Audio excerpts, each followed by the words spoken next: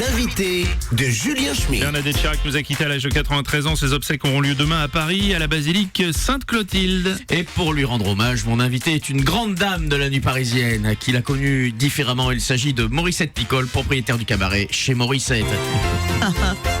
Je présente Morissette Picole, ancienne speakerine de l'ORTF, reconvertie dans le commerce de charme et autres distractions pour Jean-Claude Mann. Chez Morissette, le gentil bordel des grands ossements. Bonjour Morissette, comment avez-vous connu Bernadette Chirac, dites-moi? On avait le même ravaleur de façade, le docteur Cohen. Elle était comme moi tous les ans au mois de novembre. Je dois me faire retendre le cuir de la gueule. Oh, tu le verrais tirer là-dessus, le circoncis. La dernière fois, il a tiré tellement fort, il m'a fait sauter un bridge, il s'est planté dans le plafond. Oh là là, quel champagne. Oui, bon.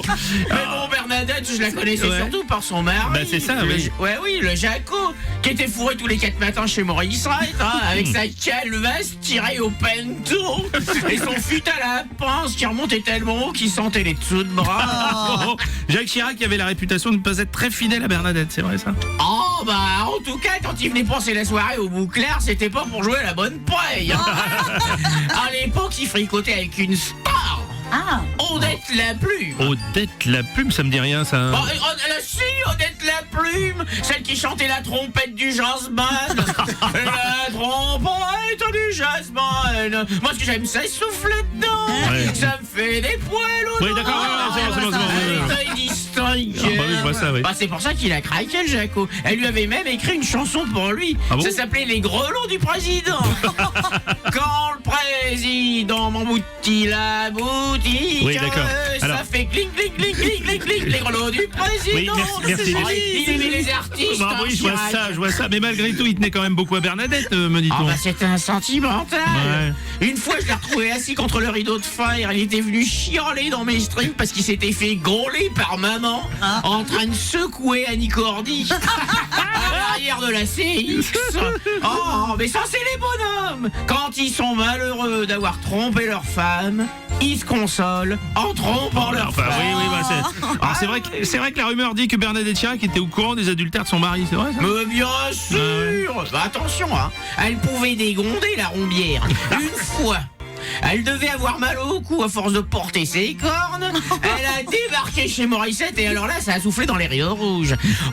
Il a pris une branlée, le Jaco, un grand coup de sac à main rempli de pièces jaunes. Pan dans la jambe. Oh, quel souvenir, quel champagne. C'était une femme à poigne, Bernadette. Elle t'avait un direct du sac à main. Même Piotr, mon videur, ancien sparring partner de Marcel Cerdan, reconverti dans la dissimulation de mauvais payeurs pour la Franche Connection. Ah oui, effectivement. Pas un temps. Ouais. Un jour, il lui a posé la main sur l'épaule à la Bernadette. Il avait pas fini de dire madame. Bon, un coup de Lady Dior dans les chicots.